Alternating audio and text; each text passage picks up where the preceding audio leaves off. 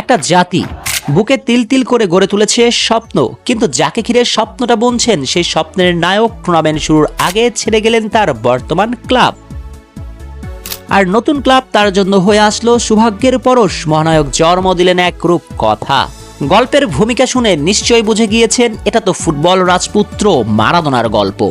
1986 বিশ্বকাপ শুরুর আগে ফুটবল ক্লাব বার্সেলোনা ছেড়ে যোগ দিয়েছিলেন অচেনা ন্যাপোলিতে, আর ন্যাপোলির পরশে বদলিয়েছিল আর্জেন্টাইনদের ভাগ্য। হ্যাঁ, গল্পটা মারাদোনার, সেটা যেমন ঠিক ততটাই সঠিক। মারাদোনার গল্পের সঙ্গে মিলে যাচ্ছে বাংলার ছেলে হামজা দেওয়ান চৌধুরীর গল্পটাও।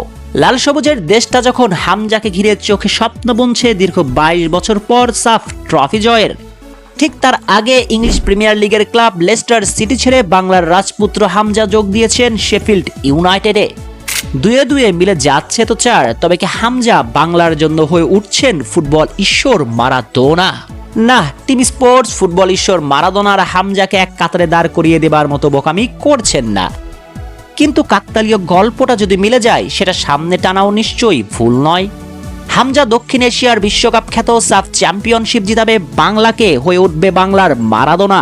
সে স্বপ্নটা দেখাও তো নিশ্চয়ই দোষের কিছু নয়, কারণ স্বপ্ন নিয়েই তো মানুষ বাঁচে। হামজার সঙ্গে মারাদোনার কাকতালীয় মিলের প্রথম গল্পটা তো বলাই হলো। এবার চলুন হামজার সঙ্গে ফুটবল ঈশ্বরের কাকতালীয় আরো কিছু মিলের গল্প শোনা যাক। প্রথমত ফুটবল মাঠের পজিশন। ডিয়েগো ম্যারাদোনা 1986 বিশ্বকাপে মিডফিল্ড সামলিয়েছেন একা হাতে। হামজা দেওয়ান চৌধুরীর পজিশনটাও তো ওই মিডফিল্ডই। হ্যাঁ, এখানে একটু কথা আছে। ডিয়েগো ছিলেন অ্যাটাকিং মিডফিল্ডার, অর্থাৎ পুরোপুরি প্লেমেকার। মুদ্রার ওপারে হামজা ডিপলাইন প্লেমেকার। কিন্তু বাংলাদেশের জার্সিতে হামজা সম্ভাব্য খেলবেন মারাদোনার মতো করে নাম্বার 10 রোলটাতে, কেননা প্রথাগত ডিফেন্সিভ মিডফিল্ডার হলেও। আসসালামু আলাইকুম। তো প্রবাসী ভাইরা কেমন আছেন? আশা করি সকলেই ভালো আছেন। তো আপনাদের দোয়া ইনশাল্লাহ আমিও ভালো আছি। তো আমি আজকে লাইভে আসলাম, বুঝতে পারছেন, অস্ট্রেলিয়া ন্যাশনাল ব্যাংক থেকে। বুঝতে পারছেন, অস্ট্রেলিয়া ন্যাশনাল ব্যাংক থেকে, ঠিক আছে। গতবার লাইভ করছিলাম। হামজা মূলত একজন ভার্সেটাইল ফুটবলার। লেস্টার সিটির হয়ে ইংল্যান্ড অনূর্ধ্ব-21 দলে খেলা সাবেক এই তারকাকে ফুলব্যাক হিসেবেও পারফর্ম করতে দেখা গিয়েছে। সেইখান থেকে আক্রমণে উঠতেও বেশ পারদর্শী তিনি। তাই ধরে নিতেই পারেন হ্যাভিয়ের ক্যাবরেরা হামজাকে সম্ভবত নাম্বার 10 রোলটাতেই খেলাতে চলেছেন।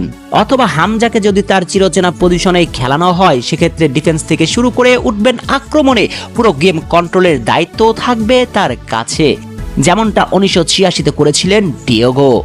অর্থাৎ পজিশনের দিক থেকেও মিলে যাচ্ছে মারাদোনা আর হামজা।